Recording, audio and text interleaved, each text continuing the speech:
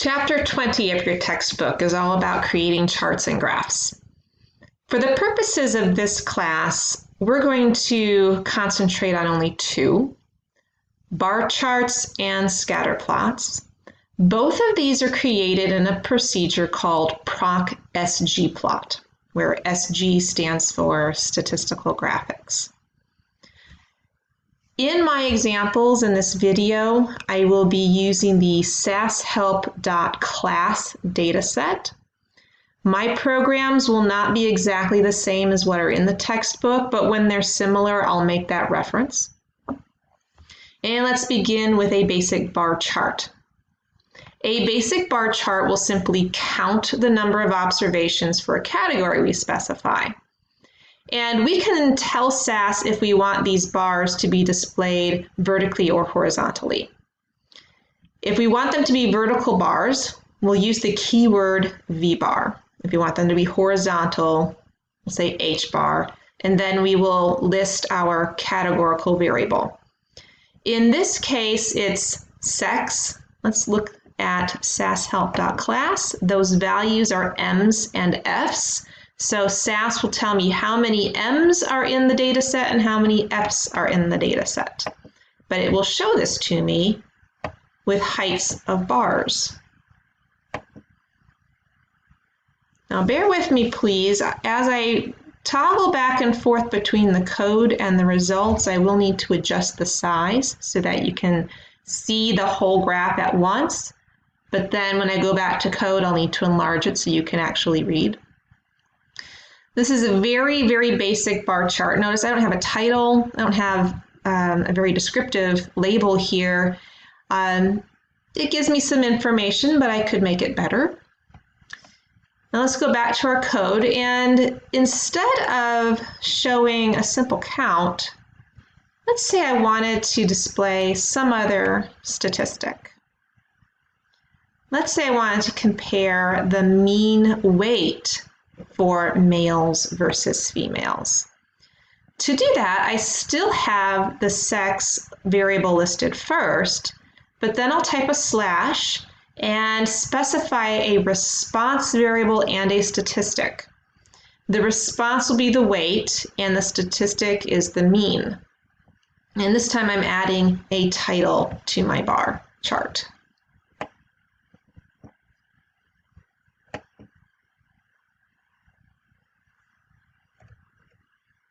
There we go. This graph has a title. That's good. And I can see that my y-axis now represents the mean weight for the females and the males. But can I make this even better? Because right now I have to estimate what that mean weight is. I'd like to know exactly what it is. Could I display that on my graph?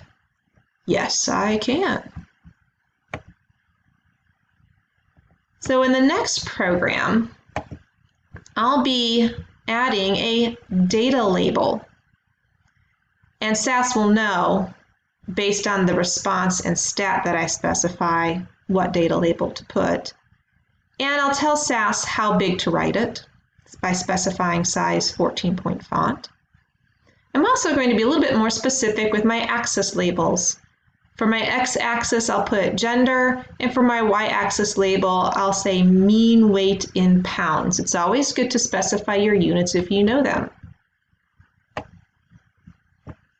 So this final bar chart should look even better. And there we have our mean weights. We don't have to try to estimate them. And we know from this label that it's 90.1 pounds and 108.95 pounds. Now let's turn our attention from bar charts to scatter plots. And the first program we're looking at is similar to program 20.5 in your textbook. For a scatter plot, we're interested in comparing two continuous variables.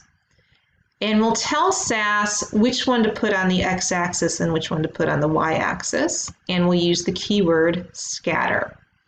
In this example, I'm comparing the height and the weight for each of the students in the sashelp.class dataset. Each point in the scatter plot represents a student. We have height on the X and weight on the Y for each of the students in the data set. But let's make this look a little bit better.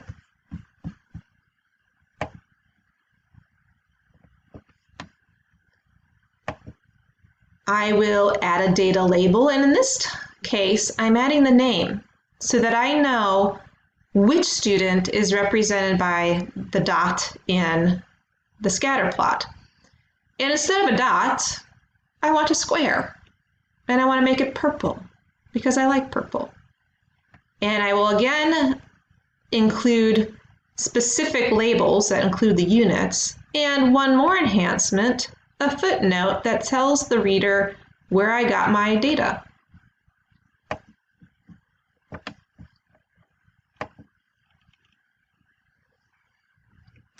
This is a much better plot. I can tell right away Joyce is my smallest student in the class, and Philip is the largest, and I know about how tall Joyce is and about how much she weighs, and same with each of the other students in the class.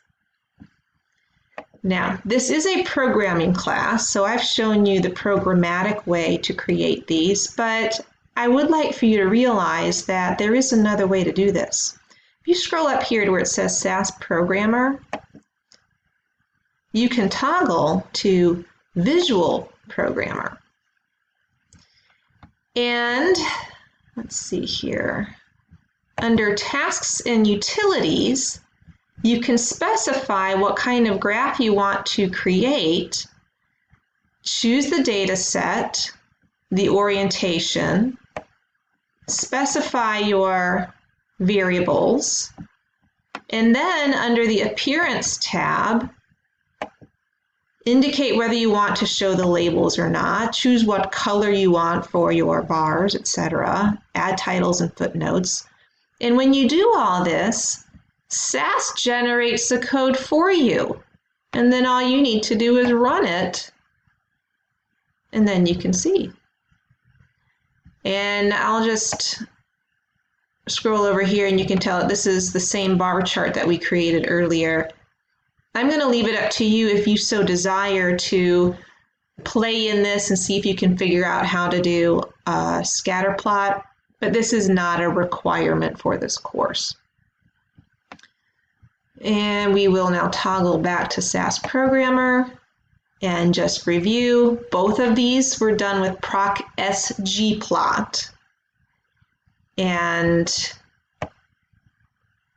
I think it's a good idea for every plot to have a title and axis labels. Any other enhancement you do is up to you. And that concludes this video.